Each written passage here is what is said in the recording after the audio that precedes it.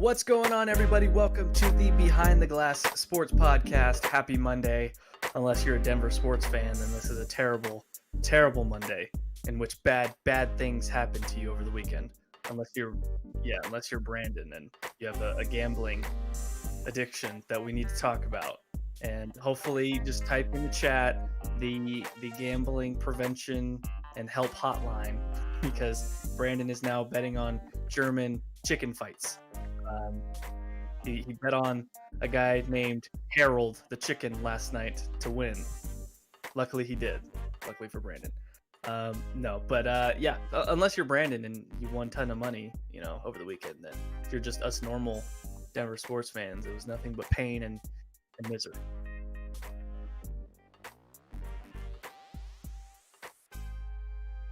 You sound like one of those commercials before the YouTube video starts.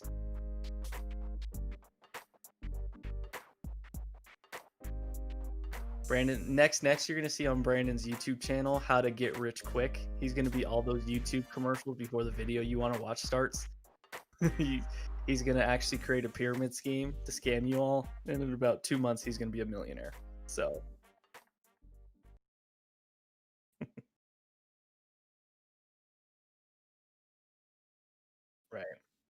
right. Well, speaking of being stupid, where do we want to start with this?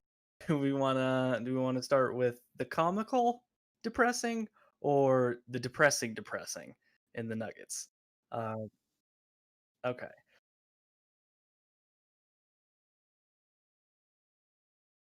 that's fair. I like that too. I like making fun of the Broncos whenever I can. The Denver Nuggets fall in 5 games to the LA Lakers. Uh, I think before the series, when we did our predictions, I think I'm gonna pat myself on the back. I think I pretty much nailed this. I called it in 5. I said there's gonna be a game in which the Nuggets get kicked in the face, and then the next 4 games are all gonna be pretty competitive, and ultimately the Nuggets gonna lose. However, what I did not account for in my prediction is that the Nuggets could have actually either tied the series at 2-2 or in a scenario been up 3-1 themselves. However, the other team has LeBron James and Anthony Davis, and the other team doesn't. So, with that being said, I mean, it was eh, I, foul trouble, yeah, in game 5, but honestly, to me, they just looked tired. They just looked really tired. I mean, Jokic had the quick fouls. As soon as he got that second foul, I mean, even when he got the 5 points within the first 2 minutes of the game, it didn't feel like a normal Jokic game when he starts like that, where it's like, oh my god, he's gonna go like supernova tonight. He got his 5 points, then he got a cheap foul, and it was like, okay, whatever. And then he intentionally fouls on a fast break, which I was like, or no, the intentional foul I think was the first foul, if I have that right. Which when he did that, I was like, why are you even doing that? And then of course he gets into foul trouble.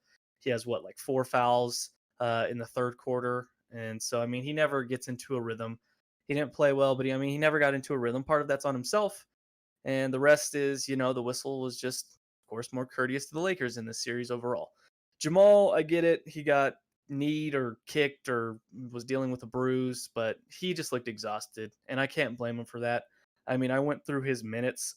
He finished I'm going to have a piece released today for 104throughthefan.com on this, just a Nuggets season recap, but I believe he finished with something like 784 minutes total in the playoffs, something like that, which he was averaging, yeah, which he was averaging 41 minutes per game, which is just nuts.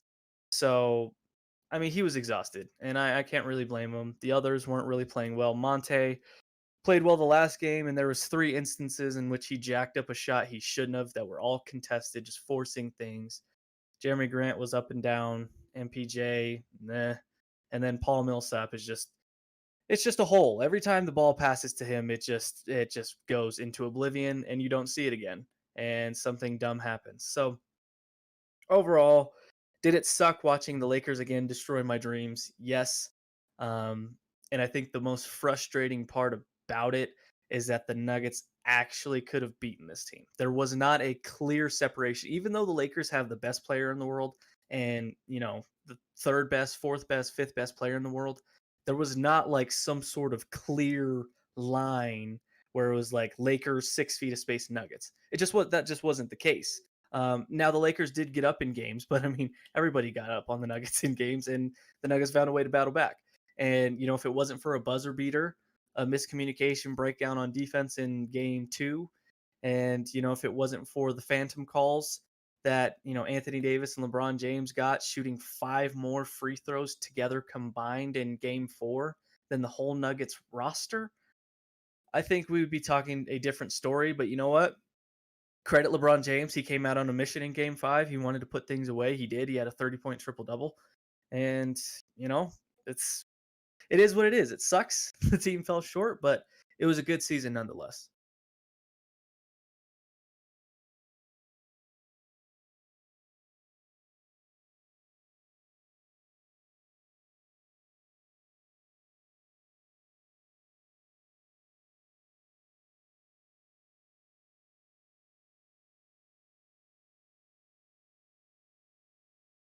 Mm.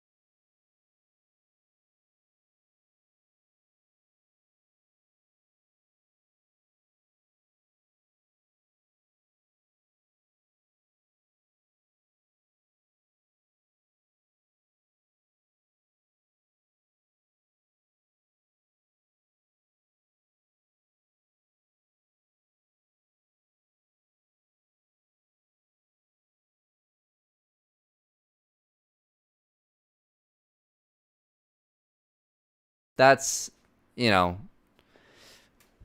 credit to them for doing that. As for the Nuggets, I mean, I it's hard when you get in foul trouble for Jokic. In 30 minutes, he had 27 and 5. So if he played, 45, 46 minutes, he probably would have had a really good game. Jamal, yeah, he was pretty banged up. I don't think I've really ever seen Jamal that hurt on the court. Where like usually like he's hurt, but at least he can still run. Uh, he could barely run. Like he would go in like short like 4 second spurts, but the second he got up off the ground, if he landed on that leg, he just collapsed. So, and I think they said after if it was a normal game, or even like earlier in the playoffs, he wouldn't have played. So that's and if Jamal's not playing because of injury, it's bad. Because the dude has played through so many injuries over the last 4 years. So other than game 7, other than game 5, I'm so used to them having the last game being the game 7. Other than game 5, he played really well in the series. He, I think, averaged 25, 26 a game, 7, 8 assists. So he played great. I think Jokic struggled in game 4, but other than that, he played really well. They need a third guy. Because their two best guys, and I said it, the first 3 games, their two best guys matched the Lakers' two best. Games 4 and 5, that was a difference. Their two best guys did not play as well as their two best guys. And they only combined for 39 in game 5. Part of that is due to Jokic, getting foul trouble, Jamal being hurt. But even in game 4, when Jokic was fine and Jamal wasn't hurt as badly, they still only had like 40 or 38 points combined. So that's something where those two, I think, and before the series started, I said I'm really happy that they get to at least see this team in the playoffs. and especially see this team in the conference finals, because Right. that's when LeBron turns it on, and they got to see what it takes. It takes 38, 16, and 10 from your best player in a closeout game. That's what it takes. It takes, your second best player to hit a buzzer beater 3 to win a game 2 that may not seem as big of a deal at the time, but when you look back on it, if he misses that shot, not only are we still playing, but the Nuggets could be up in the series. So you see the little things that they do, even little things from veterans like Dwight Howard and Rondo. Those are things that you need with a championship team. Like that's, and it doesn't mean you have to go out and sign a Rondo or a Dwight Howard. It just means that your younger guys need to understand what it takes to win. That's all it is. And they got to see that. And I always look back at Golden State, where they got to play San Antonio in the second round, the year that San Antonio went to the finals. That's a big learning opportunity for them. They got to see what it takes from a team that's championship caliber and how they played in the playoffs. They got to see that firsthand. The next year they lost in the first round to the Clippers, and then they made it to the finals the next year. But they got to see it, and that's the difference with Oklahoma City. The year before they made the finals, they lost in the conference finals to the Lakers, who eventually won the NBA Finals. So these are big steps and big opportunities that the Denver Nuggets have had. Not only did they beat the championship favorites in the Clippers, but they got 5 games against the best player in the world, and they got to see what it takes to get to the NBA Finals, because that guy, that's 10 straight for him that he's made the playoffs. That's 10 straight in which he has made the playoffs. He has made it to the finals 10 straight times. So they got to learn from that. And I hope that, and Malone said it too, like, not only learn from this, but remember how this feels. Because next year or the year after, you're going to be better for that. So, there was no way they were going to win this series because they're too young and they don't have the experience. And you need that experience. You need it. So, Yep. Look, I mean, and we can talk about it later, what pieces that they need. Like I said, I don't necessarily think they need to go out and get guys like Rondo or Dwight Howard. But they need guys to understand what it takes to win. Look, the problems with Dwight Howard and Rondo is they give you really nothing offensively. So that's why I'm not saying you need those type of guys. But hey, if Chris Paul is available, that's your third piece. They need a third piece. You can't rely on Jeremy Grant to be your third piece because he's so important defensively. He's not going to give you that offense consistently. So they need to go out and get a third piece. Porter, I think it's going to take probably 2-3 years for him to actually be that third piece. So you're going to have to go out and get someone now if you want to win now. And this is your window. The window has opened. It's next year is there's the first year where the window is slightly opened. I don't think the window was open this year at all. I think next year it's slightly open because I think LeBron is close to being done as far as being at this level, unless they go out and get a third piece, but I don't know if they can afford that. I think next year is a big opportunity for the Nuggets. It's going to be a huge opportunity, but it's also I don't want, and I saw a lot of this on Twitter, and I get it, what we saw from this team was excellent, right? I mean, on paper, this team's future is bright, but nothing is guaranteed in sports. Mm-hmm. Just because this team is, super talented doesn't mean that they're going to for sure be back to this point. You would assume. But that's on the front office too, and I get you're going to look at Oklahoma City, but they chose Serge Ibaka over James Harden. They did, but that's my point though, is that nothing is guaranteed. and it's on the front office too. But I mean, we don't know what could happen with injuries. We don't know what could happen with, coaching. You know, guys die. Get worse. Guys, get better. Some guys get better. Nothing's guaranteed. On paper, yes, it looks like they'll be back here. But also, too, we have to remember that the West it's not an easy travel to this point.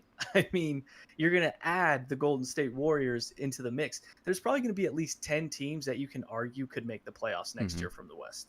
And that's being legitimate. And there's going to be a couple good teams that are going to be left out. Now, they're going to be probably like the 7th or 8th seed, but they're going to be competitive teams that you can't just roll over necessarily. Right, but the reason why I'm saying next year is their window is because it's a year before Giannis is a free agent.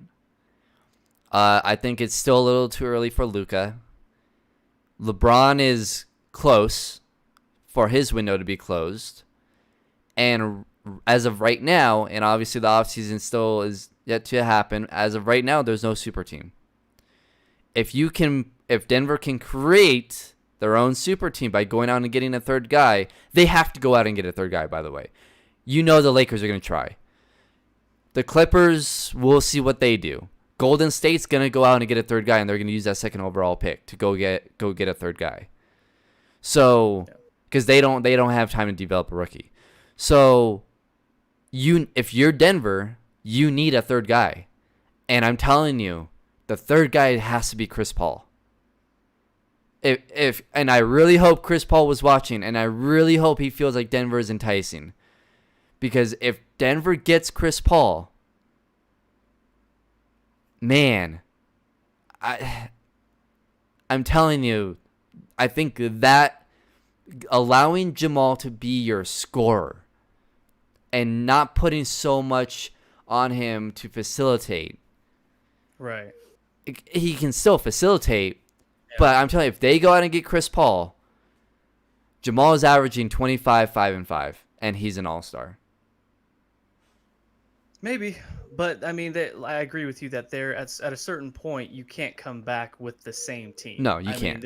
And they won't. Inevitably, they won't. I don't think Paul Millsap returns unless it's on like the vet minimum. Yeah. And they need to bring Jeremy Grant back because did you see LeBron talking to Grant? Well, yeah. I mean, he a pulled lot him of teams are gonna like Jeremy Grant. Oh yeah, so, a lot of teams are gonna go after him. him. He earned himself a lot of money in this playoff run, and any team could use a guy that can defend on the wing, can score, can shoot from three like he can. So I mean, anybody could use a guy like Jeremy Grant. So that's going to be the issue here. He earned himself a lot of money. Now, how much are the Nuggets willing to pay for him?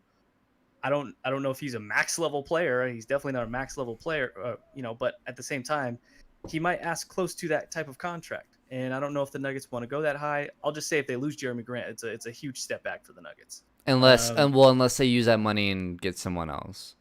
Yeah, but again, it would have to be something that we're not seeing right now. Like it would have to be a significant upgrade over Grant to make it worthwhile, I think, to at least say, okay, they didn't take a step back.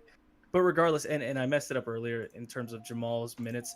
He ended up finishing with 751 minutes total, and second behind him was Nikola Jokic at 695. And for context, I mean, the LA duo going into Game 5, only Anthony Davis broke 500 with 505 minutes played. Now add maybe like 30-ish minutes to that, so he's probably somewhere around 530, 540. And LeBron was at like 497, I think it was. So he was probably like 520, 530. But those guys played so much more minutes than those two. It's ridiculous. So it's obvious to see they were tired. And even so, I mean, you mentioned it. Jokic had, 20? And he fouled out was in foul trouble the whole game. And Jamal looked awful in terms of his injury status, and he had 19. So at the end of the day, I mean, it was a good season for the team. It sucks that it had to end that way, but it was eventually going to end. It felt a little bit too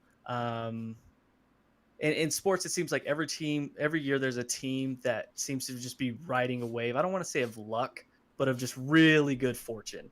And that's just kind of what the Nuggets were doing. I mean, what they were doing wasn't necessarily sustainable. I get it. It's cool to come back from 3-1, but I'd rather be on the opposite of being up 3-1 than down 3-1 twice and then 3 times. So, 17, 18, they had to learn to win a playoff type of game with that type of atmosphere. They ended up losing that to Minnesota in that playing game, essentially. They had to learn how to do that. They got that experience. Then they get to the playoffs. Well, at that point, you had to learn how to win a playoff game, and then you had to find out ways to consistently close out the game sevens. They did it versus San Antonio. They couldn't show up when they needed it most against Portland at home. So you kind of had to learn that in that first round of going through the playoffs, that type of intensity, bringing it all the time. This year, you were able to harken back on that experience of winning game sevens because you did it twice. But then again, it was okay. We didn't bring it every time we needed to, and now we need to learn how to start series better instead of going down 3-1. Let's be up 2-0. Let's be up 3-0, 3-1. Let's be that team instead of getting down so early in a series and making it so hard on ourselves, because the Nuggets made this bed for themselves. I mean, yeah, it was great for them to come back 3-1. Yeah, Jokic and Murray played the most minutes, but that's on them. That was their 19th playoff game. For reference, they played 33 home games before the thing got postponed. So, and that was their 27th game, I believe, in the bubble itself. So they played so many minutes, but that's also kind of on them for not taking care of business. That's on, Jokic for not always being Jokic. That's on Jamal for not always being consistent. That's on, unfortunately, it's injuries had a role in that. Guys being sick and showing up late, and guys having to play extra minutes in the seeding game. So it's a whole thing. But at the end of the day, it was a good season in which I think you've said it most. They overachieved. And even though they overachieved, you see that they have real potential to beat the team that's in front of them. Yeah, and I think next year, you look at everyone's ages, and they're like I've said, yeah, they're way ahead of schedule. I wouldn't be shocked if they took advantage of their window next year and they won, or at least got to the finals. But I also wouldn't be shocked if they got bounced in the second round. So that's something where I mean, you've got to, again, and it comes back to what you're doing in the off season, right?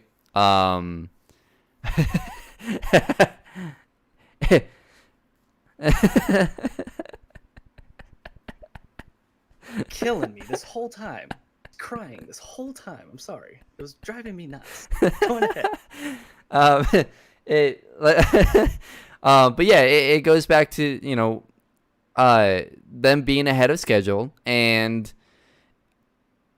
I mean, it's either you keep on going and continue to be ahead of schedule, or you take a step back and you're right back on where you probably should be. Because Jokic is 25, Jamal is 23, Porter is 21, 22. Jeremy Grant's only 25, 26, by the way. So, I mean, realistically, they should really be like 2-3 years away. Now all of a sudden it's, well, if they do the right things next year, they could possibly get there. So, I mean, again, it depends on what they do, but they're right there. They're right there. The only problem is that NBA changes so quickly. It does. That in a matter of 2 weeks into the offseason, there could be a whole new super team. Yep. So, and hell, it could be Denver. We don't know. They could go out. We don't know what teams they're going to do in the draft. We don't know. Right. I mean, Golden State is the wild card. Golden State is the ultimate wild card right now. It's them. It's probably the Lakers, because the Lakers, if they go out and get someone like a Bradley Beal or even a Chris Paul, whatever, it's those two teams, and then Denver. I don't think. I mean, I guess Milwaukee could go out and do something, but I don't think there's gonna be movement on Giannis either until the offseason of next year. I don't think Milwaukee trades him. So, I mean, I don't think, especially with the shortened offseason, I don't think there's gonna be anything too crazy. But then again, it's the NBA. It could be even crazier, I guess. But I feel like it's going to be more of the same this offseason. Because if you think about it, really, the NBA Finals is going to end here in probably mid-October, right? So that means, and if the season starts in January, that means we're saying that there's going to be 2.5 months of the offseason. I mean, how much movement is there really going to be other than free agents? Like, I don't think there's going to be a ton. And the free agent class this year isn't very good. So that's why I'm saying if Denver can go out and make a trade and get a third guy, as well as keeping Jeremy Grant, I don't know if you have the money to do that because Chris Paul's contract is ridiculous. So you might have to figure something out with that. I don't know. I don't know if you would lose a lot of depth. So what would happen is you would need Bol to be a rotation guy, and replace Plumlee. You'd probably need to trade Will Barton. You would probably need to get rid of Gary Harris. You might be able to keep Gary, actually. You would lose Paul Millsap. So you would have you would go with Chris Paul, Jamal, MPJ, Grant, Jokic. Off the bench, you would have Monte. You might have to get rid of Monte. Let's say PJ Dozier, Bol. Let's say you keep Gary. You're gonna have to go out and get another wing guy, off of a minimum deal. So, I mean, again, it's what do you want to do? Is this the time to go top heavy? Because your depth is great and all, but really, when it comes down to the playoffs, it really comes down to, do you have a third guy?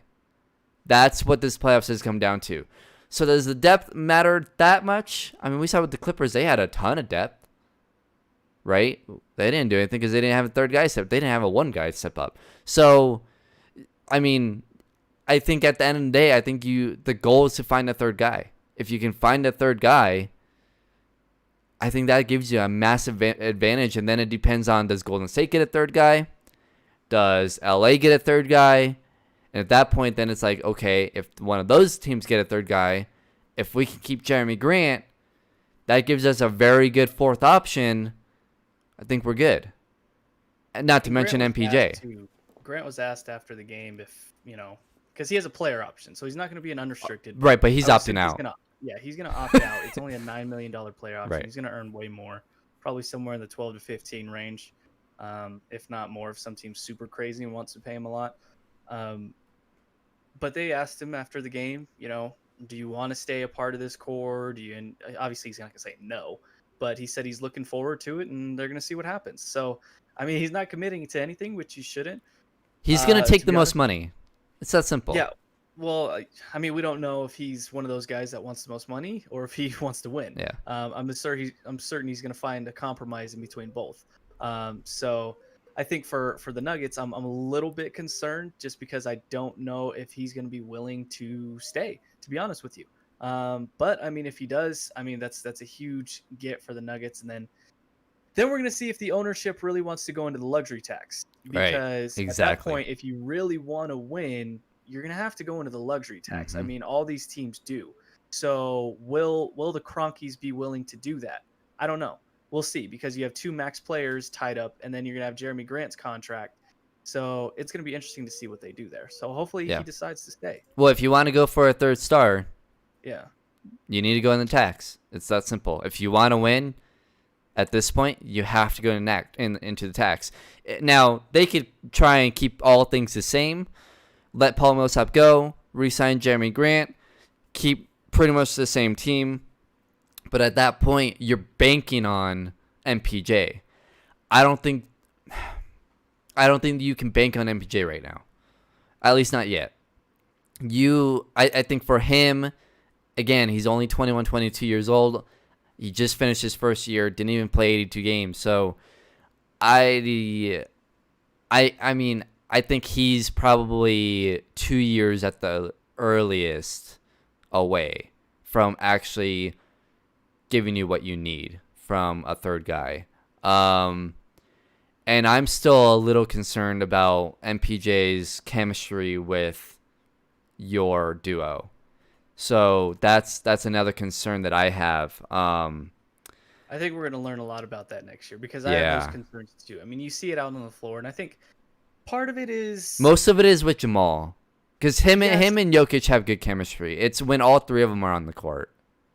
I think part of it is MPJ. If we're being honest, his game is. I mean, it's ISO game.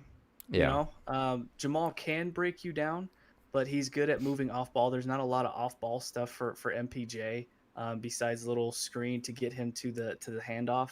That's about it. You know, I think there's times where MPJ gets lazy and he doesn't know that, hey, Jokic wants you to move. He wants you to cut. He wants you to keep going around. So, and MPJ also has terrible shot selection. Like, there's things that he's going to have to, as great as he is, as well, as promising as his talent is, there's so much he still has to work on. His shot selection is one of them because it's god awful at times. I mean, he loves to take a step back contested three, and there's just no airspace, and he just doesn't care. So he'll either settle for that, or at the same time, he'll when he's dribbling, he gets stripped at least once or twice a game. So his handle is going to have to be worked on as well, and that's a huge red flag for me because a guy that big being able to get stripped like he has to have a tighter handle if he wants to have an impact on this game. So I think those are two things for sure that he's going to have to work on. Obviously, defensively, I think part of that is just effort and technique. There's times where he's coming up on the closeout and he's just standing straight up. Guys are going to blow right past you every single time. You know, if you get at least in a good defensive stance, you can at least try and recover. He has the athleticism to be a good defender. Mm-hmm. Sometimes it's just about putting the effort and playing correctly. So, but that's also a rookie playing on a championship team. Exactly. So exactly. There's not a lot of room for him to. They're not taking a lot of time to say, "All right, MPJ, go out, make mistakes, and we're gonna learn." It's right. Okay. You need to be out there. Oh, you messed up. All right, you're only gonna get 18 minutes tonight. Right. And we're gonna roll with somebody. Well, else. even look at Tyler Hero over in Miami. He's not only coming off the bench, but he's inconsistent like crazy too. He put up 37 one game and then struggle shooting the next. So it happens with rookies, you know. Right. Watch Tyler Hero in the NBA Finals. He's gonna have a good game here, and he's gonna barely play in the next game. I mean, that's just what happens with rookies. But you can tell too the chemistry between Jokic and Murray and MPJ. It's there's a lot of frustration at times. Right. But they haven't. To be fair though, they haven't played a lot with each other either. No, so they haven't. You know. But you can see there's times in games throughout these seeding games where both have been visibly frustrated with him. Whether it was Jokic, MPJ gets the rebound and Jokic wants the ball, and MPJ dribbles it up the floor and goes and gets blocked, or throws up a contested one, misses, gets blocked on the second attempt, and Jokic is just like, "All right, going ahead, go make your own disaster." Yeah. Well, and that's why throwing his head back like when MPJ does something. Right, and so 82 games next year, unless you go out and get someone to start at the 3, MPJ needs to start at the 3, and he needs to play 30+ minutes. And you're gonna have to go through those tough moments with him because you need him. I think especially if they keep things the same, they don't go out and get someone. I think we've seen with these playoffs, you need a third guy, and Jeremy Grant can't be the third guy every time. One, because he's a bit inconsistent offensively, but two, he's gonna take the defensive pressure of guarding Kawhi Leonard, LeBron James, Klay Thompson when he's back. So. If you get to the NBA Finals, it's probably against Kevin Durant. So you're gonna need him defensively, and so if he's taking on those assignments, you need someone else offensively. And if you don't go out and get someone, then you desperately need MPJ to be that guy. But you cannot, through the regular season, play him 15, 20 minutes and expect to get that whatever from him in the playoffs. Yeah. So I think Malone knows that's the case, and you mentioned. I hope so. Too. And that's what people aren't accounting for is that not only is the West going to get tougher, but in my opinion, the second best player in the world is coming back. Yeah. So like people just conveniently forgot that Kevin Durant exists and he's out there. If Kevin Durant and Kyrie, if they were both healthy, they'd be in the NBA Finals. It'd be Brooklyn versus LA. It would be the Eastern Conference Finals at least, at the bare minimum for sure. They would have beat Miami. Well, I mean that's if they didn't opt out. I mean they opted out. Well, yeah, but if they played, Well, if yeah, they were this if was a they normal year. if it was a Yeah, I normal think year I and they think had Brooklyn would played have all made it. year, yeah. Because I think Kevin Durant is the second best player. I think he's probably the greatest offensive player we've ever seen. I mean, 7 foot, can shoot, can take it to the basket, can handle. Like, how do you stop that guy? So the NBA is going to get tougher. So there's no guarantee. That's what I'm saying. Like, for all the Nuggets fans that are like, oh, we're going to be back next year. Well, don't say that, because you don't know. You don't know. There's too many good players in this league that can get in the way, and you never know. What if the chemistry between MPJ and Jokic and Murray doesn't work out? Then it puts the organization in a weird position of, oh God, what do we do? Do we choose the two guys that we have, or this guy that could potentially be a top 5 player in the world someday? What do we do? So hopefully, I think things will work out. I just think it's, MPJ is still 21. So it's a lot of not only learning the game, but learning this team. There's already a culture that's been established. You already have two guys ahead of you. He came into it's not normal for what a player of his caliber coming into this type of situation. Usually they're already the guy on a Pelicans team, on a New York Knicks team. They don't have to worry about the hierarchy Right. above them. And then it takes them five, Deferring. 6 years to figure things out. Exactly. Yeah. Here, MPJ has to defer to those guys. He has the talent to where he could be like, I could do it myself. Now, there's going to be a lot of moments where you're like, oh my God, this is brutal. But there's also going to be a lot of moments where he's going on a run by himself, a 7-0 run by himself. And you're like, oh, wow, this guy's really special. So it's going to be an interesting season. There's going to be a lot we learned. I still think, what I said a few podcasts ago about year 3 is going to be a critical year in terms of what we learned about this Nuggets team. I think still I'm still, as much as Jamal looked excellent in this playoffs, I still need to see it for a season. I just need to Yep. see it. And I thought he did better. He got away from those 40, 50-point explosions to more 20-point games. Although which I is what think want to see. although I think we needed one of those 40, 50-point explosions. We so, did, but he just didn't have the stamina for that, and Yeah. I don't blame him for that. But I Right. still need to see that for a full season. With Jokic, I need to see him come back with, not being super fat and morbidly obese. Well, the good thing, there's only 2.5 months in the offseason. Yes, but I do not doubt his ability to eat, because if you'll remember, after the playoffs, he went and played for Serbia in the FIBA World Cup, and so you figure, oh, he's exercising, he's going to be in shape. No, he came back like even heavier. So I don't doubt his ability to eat, just like I don't doubt his ability to close. So we need to see him come back with a mindset of being a leader, being. I still think he's the best player on the team, but I think Jamal has significantly closed that gap. I think Jamal, it's now a 1A, 1B. It's not a 1 and a 2. So I think we need to see that from those two guys. And then from MPJ, it's okay. I need to take what I learned in the regular season before postponement. I need to take what I learned in the playoffs. I need to apply that to my limited offseason and make sure I'm the best available player, because I think he knows in his mind, hey, I need to be that other guy. Like when they call the others, I'm the first other that has to show up. Mhm. It has to be me. And again, too, they did all this without Will Barton. Like, how big would Will Barton have been in these last 2 series for them? Yeah. So that's another thing that we're missing too. And this team's going to change so much. And hopefully it's with Jeremy Grant. But if it's not, they still have talent, and you got to find a way to make it work. Jeremy's the epitome of today's NBA. Can shoot the three, can get to the basket, but everything in between that, his offensive game is rough to watch. He has no mid-range, at least creating a mid-range shot. Whenever he goes into the post and tries to post people up and shoots a fadeaway, I'm like, this is not going to end well. And usually it doesn't. So that's something for him. If he's here, I'd like to see him work in the mid-range, even though I know analytics says threes and layups. I still think those shots are important, especially when you get a little on you and he's 6'9" and he can take a Caruso down in the paint. If he can find a way to develop a solid interior game, then that makes him all the better. Other than that, to tie a knot on it, good season.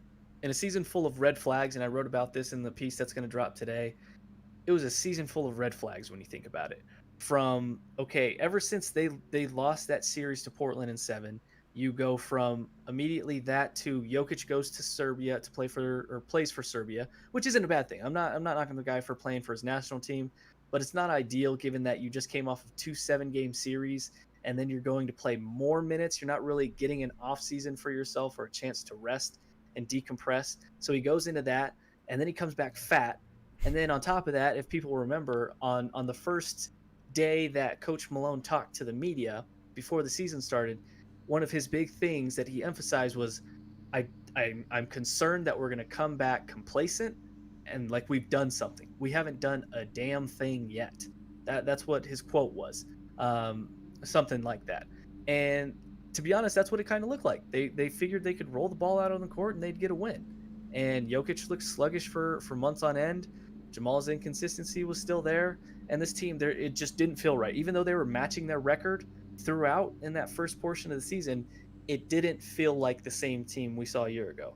And then when they started to get on track, okay, now it was the injuries. It was Gary, it was Paul, it was Will, Jamal, Mason Plumlee got hurt at a certain point. And then MPJ, when he was finding his rhythm, looking great, rolls his ankle, and then he's out. And you just could never find that footing.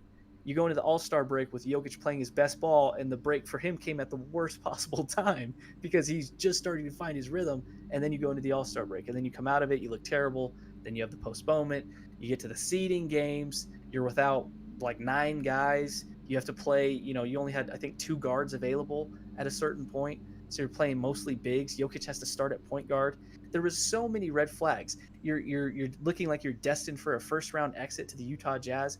I mean, just everything in that moment. You're like, whoa, this season in a nutshell was awful. Like, even though they played well, they were a good team. They made it to the playoffs. They were the 3 seed or 2 seed, whatever it was, 3 seed. It just felt like a season full of red flags that just didn't meet expectations, and then they completely shock you and take you on this amazing whirlwind and ride of coming back from 3-1 not only once, becoming the 12th team, but they did it twice, so they're 12 and 13, and they did it twice in the same year, which is history in itself. And then you have a chance to actually not only make noise in the Western Conference Finals but win it. There's an actual scenario which you can build in your mind that you can win it, and I think the Lakers knew after Game 2 and Game 3, like, oh my God, we can't just go out here and think we're going to win this Right. against this team. And I think the 2 ultimate signs of respect from LeBron James is when he, in the seeding game, said, I'm taking MPJ, and in the playoffs, he said, I'm taking Jamal Murray. That's the 2 ultimate signs of respect. If ever the Nuggets front office needed validation of their picks, there you go. Right there. Not only that, but he felt like he needed to give you a 38, 16, and 10 game in the closeout game. Exactly. So that's the ultimate signs of respect. So the Nuggets are on the right track. Now, again, will they get to the mountaintop? We don't know. So many things could change between now and then.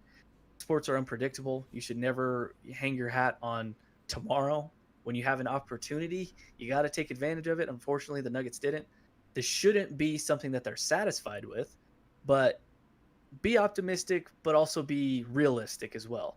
This is people's lives at stake. You never know what Jeremy Grant wants to do. Maybe he's always, I don't know where Jeremy's from. Maybe he wants to go live in LA. Maybe he wants to go to if South the Beach Lakers get him or something like that. I mean, you never know. And it's the NBA. That's what it is. It's unfortunate, but that's the NBA. So great Nugget season. We appreciate them and everything they did. And even though they make my blood boil, I'm gonna miss every moment watching those guys this year. They were a fun team to watch. A team full of really close-knit guys, so young, with Paul Millsap being the oldest guy at 35, and then I think Will Barton's second at like 29. But good season for them. But we immediately do a 180 from that team to the Denver Broncos, who are just, I mean, turn on the circus music every time they come out. It's just a clown show, and I mean that in the most respectful possible way I can. It's some of it's because of injuries. I get it. We thought before this, and we'll keep saying it, before the season, if it was a normal year, this could possibly have been a wild card team. They have so much talent. But you couple that with the injuries, and then Vic Fangio not knowing how to take timeouts, and even though he knows how to take timeouts when they don't matter, it just, my goodness, we're already 3 games in, and we've seen 3 quarterbacks play for the Denver Broncos. It's just, I don't know what to do with this team. I just don't. They lose 28-10 yesterday. It probably wasn't even that close. No. If Tom Brady was there for a full season already, I mean, they might have dropped 50 on the Broncos yesterday. There was nothing really you could take away from that game and say, yeah, we can hang our hat on that. Other than I got his first sack. Other than I saw a tweet. Well, the defense only gave up 3 points in the second half. I don't think Tampa Bay was trying very hard. Well, I don't know why. Just gonna be honest. Trotted out Tom Brady in the second half. Why is he even playing? I mean, I get it. You want to find that rhythm, but I mean, you never know. I mean, all it takes is one hit, and that can end the season right there. For a team that has Super Bowl expectations, Yeah. and your quarterback's 42, 43, I'm not taking that risk. So that's just me, though. But I mean, they ended up getting the win. Shelby Harris, congrats, 2 sacks there. But it's just, I mean, listen, I said 3-13 after all these, before really all these injuries. When Vaughn went out, that's when I went to my 3-13, and now it might be a struggle to even get to 3-13. However, I am very excited for Thursday night's game. I think It's the biggest game of the year. Biggest game of the year. We're going to have to crown a winner somehow in that game unless we tie, which, by the way, the fact that you can still tie in a professional league it's ridiculous. is so stupid to me. That is beyond idiotic. I don't care. Play 5 minutes or 6 minutes of a regular quarter, and then if we're still tied after that, go to college rules. Exactly. Put them at the 10-yard line, and somebody's got to score. You know, if you get stopped once, it goes to the other team. If they can't score, then you just keep going back and forth until someone scores. Then it goes to sudden death from that point. But the fact you can tie in the NFL still is so stupid. Have a kickoff. Have your field goal kickers have a kickoff. Sure. Do something. Have your punters fist fight at midfield. I don't care. You know, I really don't care. It's way more entertaining. Now you're the one that wants fights out here on the court. I'm just saying. Why are we tying? That just seems so stupid to me. But I'm sure the NFL will eventually get to that point where they realize, oh, wow, tying's stupid. But whatever. It is what it is. I just think for the Broncos, that Jets game is going to be so funny. It's going to be so hilarious because both Man, I hope they lose. Oh my God. Listen, if the Broncos lose, the Trevor Lawrence sweepstakes, yes, I hope they lose. But then part of me is like, okay, at least want to get one game. No, I don't want to be the 0-16. No. I want to be the 0-16 Lions. I don't. I do. I 100% want the 0-16 Lions. It's like, is it if Trevor Lawrence is there, is it worth it for Trevor Lawrence? If they lose to the Jets, not only are you in the lead for Trevor Lawrence, but does Vic Fangio finally get fired? Oh yeah, I think so. Listen, if they then best case scenario, they lose against the Jets. I think if they lose at least 10 plus games, I think there's a real chance Vic Fangio gets fired, which kind of sucks because this is not all on him. It really isn't. No, but if you're gonna bring in a new quarterback like Trevor Lawrence, then you might as well bring in a new head coach. Yes. And a lot of people, and I get it. Any other year, guys, I'm with you. This is a vicious cycle that the Browns, the Redskins, all these terrible teams they fall into. Of coach lasts for 2 years, they fire him. It's a new quarterback, new GM, and it's a vicious cycle. I get it. I totally get it. But at the same time, you got to get lucky too. Yes. A lot of it does come down to luck. Look at Cincinnati. Get the worst record. They land and all of a sudden, the quarterback that's there is Joe Burrow, and the dude is ridiculous. Yep. And even though they're 0-2-1, the future is really nice for them, and they have a nice young head coach. Exactly. Well, I mean, yeah, we'll see. That's only They'll one see. year, but or 3 games, right? But we'll see. And we don't know. I mean, Joe Burrow looks good now. We've seen plenty of times that a young quarterback, comes in his first year, looks really good, and then second, third, fourth year, he's not as good. Look at Carson Wentz. At you, Baker Mayfield. Looking at you, Carson Wentz. Yeah. Looking at you, Mitch Trubisky. Right. Looking at you, you gotta get lucky. Exactly. But any other year, I'm with all these people, and I get tweets about it all the time, and I got called a fair weather fan. A lot of people are very angry at me for wanting to do this. I get it. Any other year, I am totally with you. No, let's keep Vic. No, let's roll with Locke. But if Trevor Lawrence is that guy that everybody says he is, and you have a chance to get him, you take him. And people are like, oh, what about the offensive line? How is he going to block for Trevor Lawrence? He's going to get killed too. Yes, that's a great point. But you know what I say to that? I'd rather have a generational quarterback already in place and then fix the offensive line than fix the offensive line and Drew Lock turn out to be just an average or good quarterback. Right. You need the main piece first. You can't build a tower without the bottom part. You need that part. That's wisdom right there. The tower without the bottom part. Yes, Exactly. You have a way of explaining things that just piques everybody's knowledge and wisdom. I mean, Aristotle, ladies and gentlemen, over here. You can't build a tower without the bottom part. Wow. That's good. I'm gonna use that. I'm gonna use that going forward. But I get what you're saying. Unfortunately, I do. Um, yes, you cannot build the tower without the bottom part. And It's Trevor early. Lawrence would be the bottom It's part early in the in this morning. scenario. But listen, I like Drew Lock. I think Drew Lock could be a good quarterback someday. I still think there's some technique stuff he has to clean Yeah. up. Congrats, But at Jets. the end of the day, yeah. But at the end of the day, if you keep Drew Lock and he turns out to be a good quarterback, he's on the level of, I don't know, who's just a good Phillip Rivers. He turns out to be like a Phillip Rivers, slightly better than Alex Smith, a good quarterback you can win with, but you really have to build your team to accent what he does. He's not a guy that can necessarily carry you like a Dak Prescott. Good quarterback, but he's not a guy who's going to carry you by himself. He's not an Aaron Rodgers. He's not Mahomes, a player like that. If you keep Lock and Trevor Lawrence turns out to be a Hall of Fame type of quarterback, then what are you going to say? Because at this point, our ship is already sinking. So you know what? I'd rather sink with the generational prospect than the average or good quarterback. And Drew Lock, there's a chance that Drew Lock could be great too. And that's true too as well. But there's a reason that Drew Lock fell to the second round.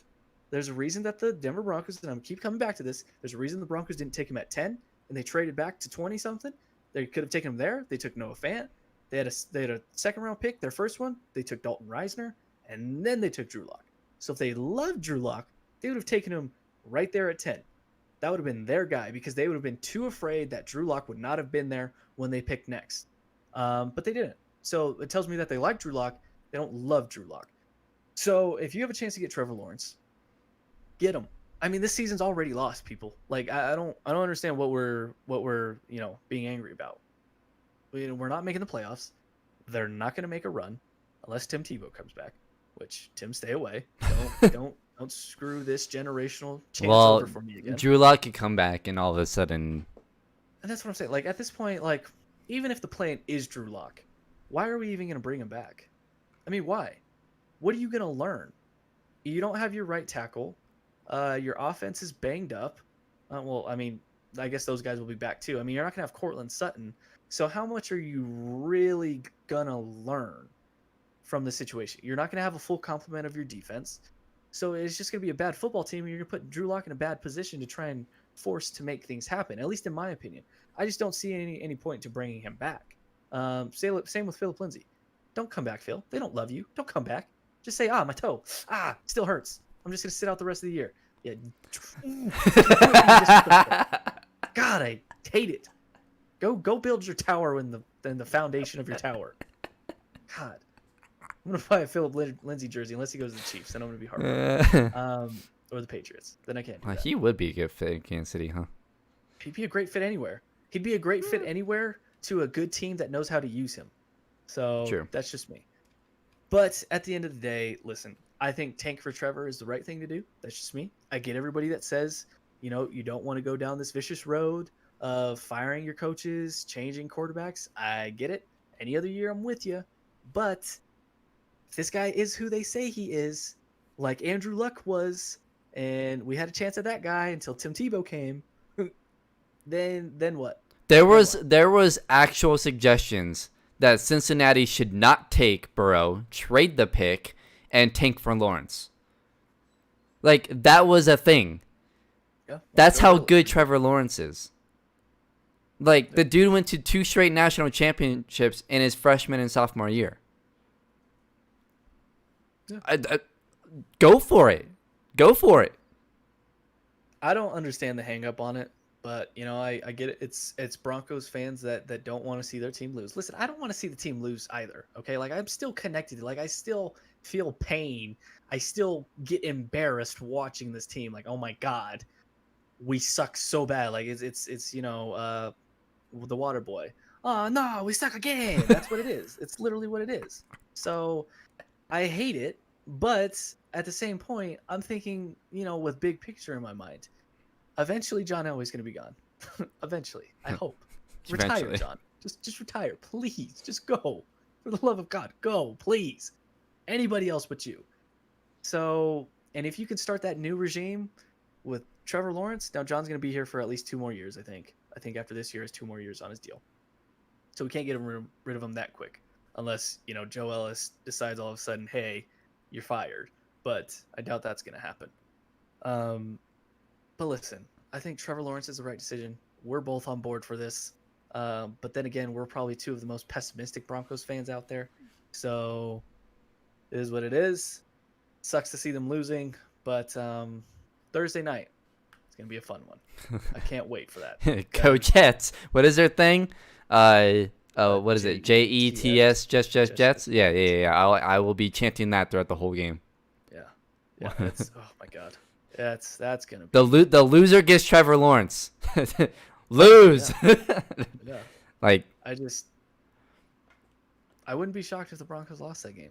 start Blake Bortles on 4 days of practice, 3 days of practice, and let's get things rolling. Yeah.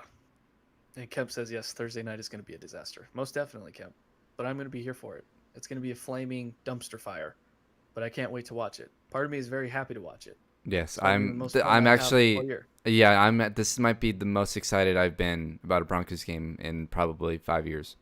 I will continue to say this though: if the Broncos ever want to win, Sam Martin, he has to play out of his mind. For those who don't know, Sam Martin's the punter. He's the best player on the team right now. He's got to play his best ball. He didn't play his best ball yesterday. He was not punting very well. He had one good game, and that was it. I don't like it. I don't like it at all. He fooled me. That first game, he was punting really well. I was like, wow, we found a good punter. And then versus Pittsburgh, it really sucked. And then yesterday, it really, really sucked. So, and Tom McMahon, my guy, he might get fired here soon. Because the special teams, it's looking like Brock Olivo bad. Like, we're getting to that point where it's looking bad.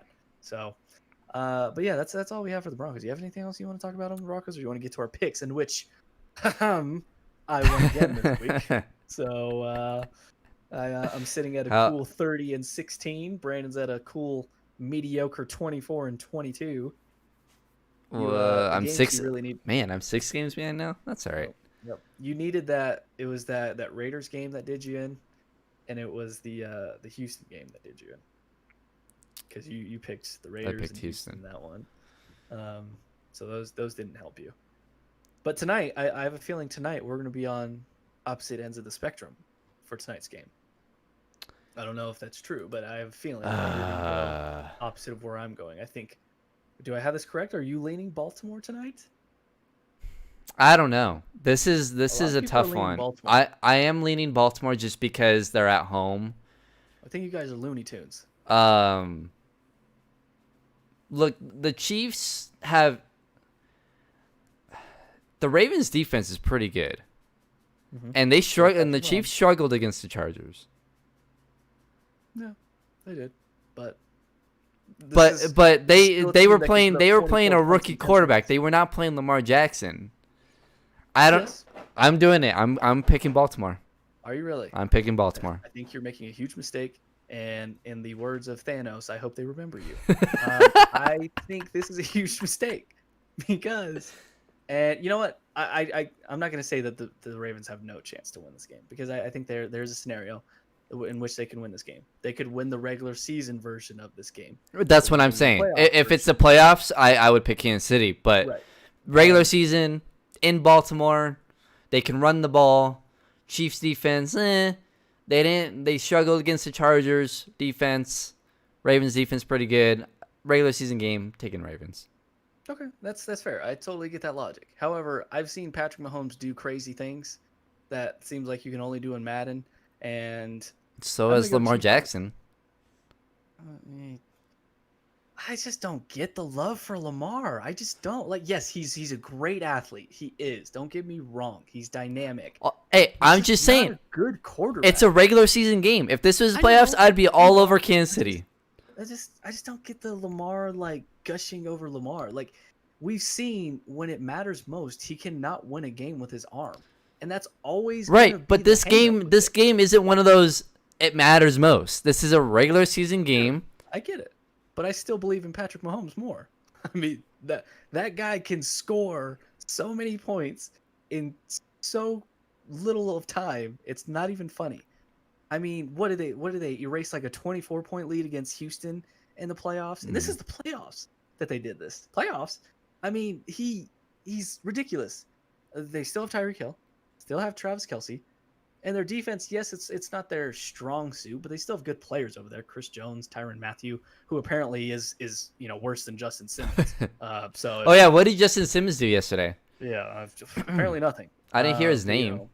First team All Pro, Pro Bowler and a Super Bowl champion, and Tyrann Mathieu is worse than Justin Simmons. He led the team in tackles. That's good. No tackles for loss, no sacks. The Bucks had a lot of no picks, no forced fumbles, didn't make a play. Just had 8 tackles. Just had 8 tackles because the receivers were catching everything and someone had to tackle them. So good, not great. About sums up what Justin Simmons is. Good player, not a great player. But ultimately, I'm going to go Chiefs tonight. I just believe in Patrick Mahomes. If the Ravens win, good on you, mate. I just don't think it's going to happen. I just don't get the love for Lamar Jackson. The Sunday games, I might lose that overall. But where I'm going to make up ground is these Monday and Thursday night games. This whole season. These solo games of the week is just your thing to lose. That's why I'm going to go opposite of you. I'm going to go opposite you for the most part in these games because for whatever reason, whichever team you pick just falls apart. If I would have gone opposite of you last week, like I should have in my mind, I would have gotten both those right? Exactly. You're laughing. You're laughing because you know. Taking the Raiders like I wanted to over New Orleans, and if I would have taken Miami, you didn't. So then at that point, I should have just picked opposite of you. So from now on, depending on the game, obviously, if it's Kansas City versus Denver, I'm not picking Denver.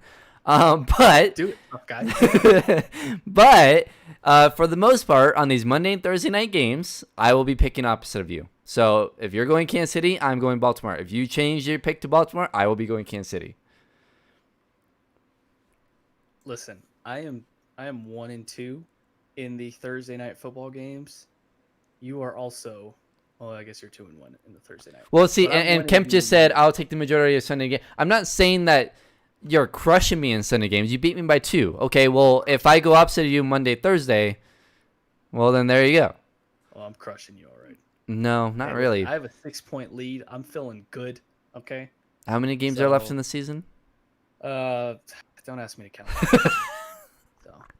A lot. Exactly. There's a lot of time. There's a lot of time. Once we get to week 8, I'm just gonna pick everything you pick. I have to go first to pick. So, but I can see why people are picking Baltimore tonight. But again, I just trust Patrick Mahomes, and it's gonna be painful. It's not that I don't trust Patrick Mahomes. Kind of. Not really.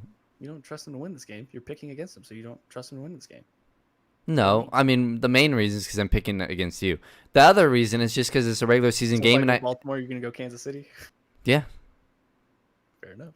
Touche. All right. I'm sticking with Kansas City. All right. No, I'm sticking with. I'll go with Baltimore. The actual quarterback. You literally just jinxed the crap out of Kansas City. You realize that, right? Well, it's a win-win. It's a win-win for me. If they win, I win. If they lose, you suck, Kansas City. You lost. I'll take that too. I'm here for them losing as well. So if I have to sacrifice a game and pick them for them to lose, look, I will fall. I'm picking Baltimore because, like Kemp said, it's gonna be a shootout, and I'm gonna say that Baltimore gets the last possession. It'll be a run out. Burn, got them. Because all they can do is run. Well, if they run the ball and they control the game, they're gonna win.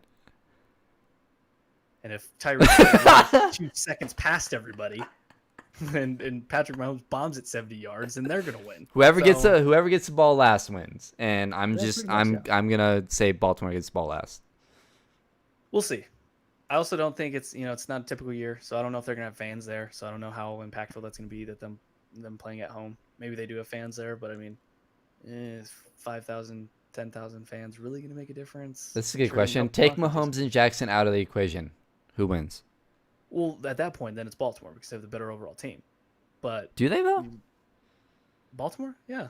They have a better overall team. They have a I better think. defense. I don't know. Is their offensive weapons better than Kansas City's? No. Well, touche.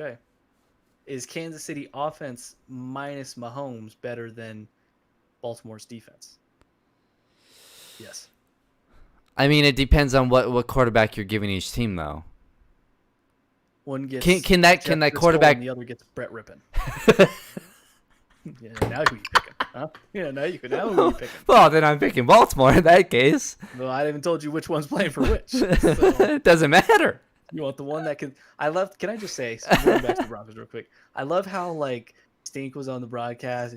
Oh, Rippin, I hear he's so smart. Throws He the makes all the pick. good throws, and you get down there and he throws a pick, and I'm like, that's peak Bronco life right there. He's driving down the field. It's like, wow, there's actually a rhythm to this. We're completing passes, boom, boom, boom, and then he throws a pick when he had like Noah Fant wide open on it. Yeah. I'm like, yep, that's Broncos right there. Peak Broncos, baby. Love that. No, it's just it's a good question. I do think that the Chiefs offense is probably better than the Ravens defense because you have arguably the best receiver and the most dangerous weapon, non-quarterback in the NFL, and Tyreek Hill, and you have arguably the best tight end, and Clyde Edwards-Helaire, really good running back, or rookie. I mean, we don't know if he's really good. He's playing on a really good offense. So, I mean, it's easy to look good on that offense. You could probably average 300 yards a carry, in that offense. So Thanks. that's all I'm saying. Listen, build your towers. You just can't do it without the bottom part. All right. That has to be. I want, if I ever own a company, that's gonna be my mantra. I'm gonna print that out on a big flag. Build. It's like building a tower. Just don't forget the bottom part. Well, I mean, if you think about it, though, that's exactly what the Broncos are doing. They're skipping the bottom part, and they're just kind of hoping things float. They haven't even got to the building phase yet. Vic Fangio is looking at the building map upside down. So he's like, I don't know if we have it right. Somebody's like, hey, Rick, just flip it right side up. No, it's not like that. Yeah. And actually, joke's on him because Elway gave him the wrong building. So Fangio wants to build a tower, and Elway gave him something to build something else. So that's just where we're at. Here's a Ferris wheel. Yeah. Round and round we go. Here's the Ferris wheel. Here's a complex structure that requires lots of math. It's gonna be a rough season for the Broncos, but that's gonna be our picks for tonight. For the good teams that actually play, Brandon's gonna go Baltimore. I'm gonna go Kansas City. So it'll be a fun one tonight. We thank you guys for rocking with us today. I apologize for my dogs serenading in the background and screaming the whole time. If you heard that, I apologize. Apologize for my little intermission. And I had to go pick up one of them because she just loves just sniffing underneath the crack of the door because she hears my mom walking around and she desperately just needs to be out there for some reason. I don't understand it. Just loves to cry. Just makes me so angry. I wanted to throw something at her. I figured we're on YouTube. Then if somehow PETA got a hold of it, I'd get in trouble. They take my dogs away. It'd be a whole thing. Just didn't want to go through that process. That's going to do it for us today. For Brandon Stoll on the other side, building towers without the bottom parts, I am Stephen Priest. This has been the Behind the Glass Sports Podcast.